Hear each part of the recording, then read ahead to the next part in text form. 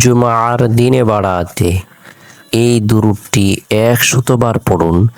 যা চাবেন তাই পাবেন। জীবনের সকল গুনাহ মাফ হবে।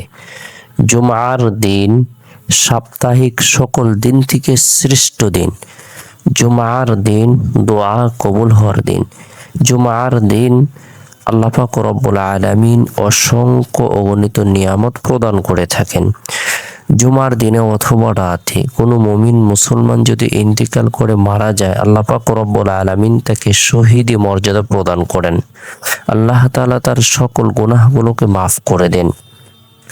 জুমার দিনের ফজিলত সম্পর্কে আল্লাহ পাক রব্বুল আলামিন কালামুল্লাহ শরীফের মধ্যে ইরশাদ করেছেন, ইয়া আইয়ুহাল্লাযীনা আমানু ইযা নুদিয়া লিস-সালাতি মিন ইয়াউমিল জুমআতি ফাসআউ ইলা যিকরিল্লাহি ওয়া যারুল বাই', যালিকুম খায়রুল লাকুম ইন কুনতুম তা'লামুন।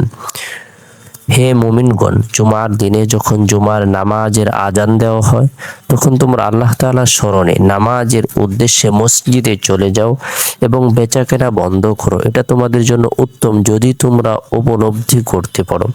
আল্লাহ তাআলার কাছে নামাজের চেয়ে প্রিয় আর বস্তু নেই। এই জন্যই নামাজের ব্যাপারে এত বেশি তাকিদ রয়েছে। সপ্তাহে ৭ দিন, তার মাঝে শুক্রবার সর্বশ্রেষ্ঠ দিন। কেননা এই দিনে সবচেয়ে বেশি নিয়ামত আল্লাহ তাআলা মানুষকে দান করেছেন। নবী করিম সাল্লাল্লাহু আলাইহি সাল্লাম বলেছেন, জুমার রাত নূরে পরিপূর্ণ রাত, জুমার দিন নূরে পরিপূর্ণ দিন। রাসূলুল্লাহ সাল্লাল্লাহু আলাইহি সাল্লাম আরো বলেন, যে মুমিন বান্দার মৃত্যু জুমার দিনে বাড়াতে হয়, আল্লাহ তাআলা তাকে কবরের আযাব হতে বাঁচিয়ে রাখেন। আল্লাহ তাআলার কাছে জুমার দিন অপেক্ষায় ভালো আর কোনো দিন নেই। এদিনে এমন একটি সময় রয়েছে, কোনো বান্দা যদি আল্লাহ তাআলার কাছে কোনো কিছু কামনা করে, কোনো কিছু চায়, আল্লাহ তাআলা তার চাওয়াকে পূরণ করে দিবেন। আল্লাহ তাআলা তার দোয়াকে কবুল করেন। বরকতপূর্ণ এই দিনে আমরা প্রত্যেকেই নেক কাজ করব, নেক আমল করব, অধিক পরিমাণে ইস্তিগফারের আমল করব। আল্লাহ তাআলা ইস্তিগফারের আমলের বরকতে আপনার আমার জীবনের মধ্যে, হায়াতের মধ্যে, রিজিকের মধ্যে, শারীরিক সুস্থতার মধ্যে বরকত প্রদান করবেন। জুমার দিনের গুরুত্বপূর্ণ কিছু আমল রয়েছে। এর মধ্যে থেকে অন্যতম একটি আমল হলো জুমার দিন নবী সাল্লাল্লাহু আলাইহি সাল্লামের প্রতি অধিক পরিমাণে দুরূদ পাঠ করা, দুরূদের আমল করা।